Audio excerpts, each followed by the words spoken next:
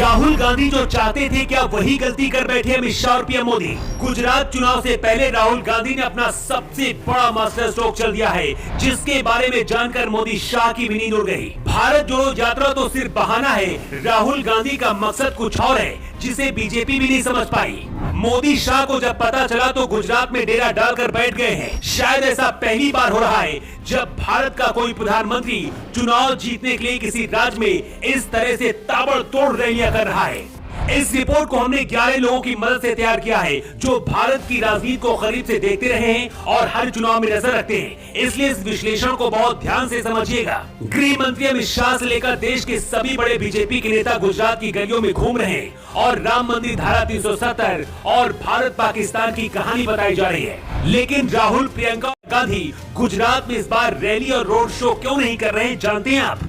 इसकी वजह जानेंगे तो आप भी कहेंगे राहुल ने पहली बार कुछ ऐसा किया है जिसकी वजह से अमित शाह की चाणक्य नीति भी फेल हो गई है। राहुल गांधी को पता है कि गुजरात में कांग्रेस 27 साल से चुनाव नहीं जीत पाई है, इसलिए इस बार का चुनाव में जीतना आसान नहीं है। चुनाव जीतना है तो कुछ अलग करना ही पड़ेगा जो अब तक नहीं हुआ। पीएम मोदी जब गुजरात में ताबड़तोड़ रैलियां कर रहे हैं, राहुल गांधी इधर लंबी दाढ़ी और पीताम्बर शॉल ओढ़कर किसी सन्यासी की तरह पूजा पाठ करते नजर आ रहे हैं।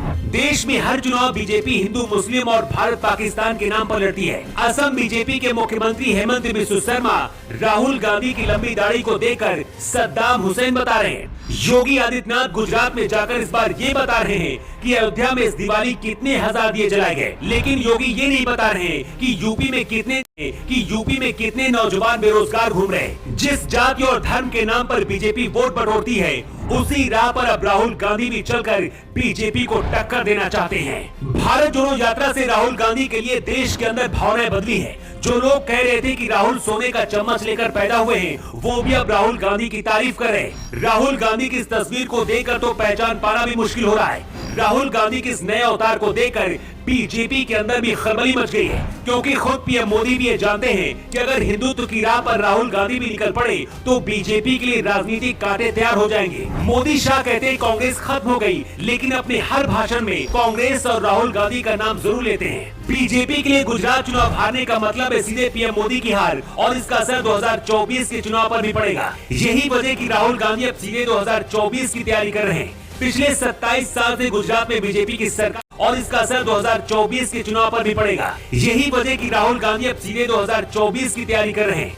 पिछले 27 साल से गुजरात में बीजेपी की सरकार है, इसलिए सरकार के खिलाफ लोगों में गुस्सा भी है। इसके साथ ही गुजरात में इस बार बीजेपी की हार की वजह खुद उनके नेता बनते जा रहे हैं। इस बार के चुनाव में मोदी शाह ने अपने 40 से ज्यादा बड़े नेताओं के टिकट गुजरात में काटे हैं। ये सभी नेता पार्टी के साथ तो हैं, लेकिन दावा किया जा रहा है कि अंदर ही अंदर कांग्रेस का समर्थन कर रहे हैं। इसके साथ ही भारत जोड़ो यात्रा से भी गुजरात में कांग्रेस के पक्ष में माहौल बनता दिख रहा है।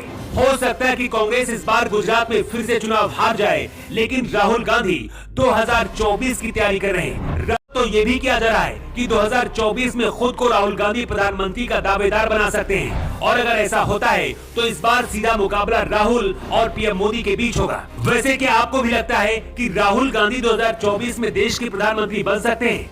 आपकी क्या राय है? कमेंट बॉक्स पर अपना जवाब देकर बता सकते हैं। न्यू टाइम्स के लिए रिपोर्ट।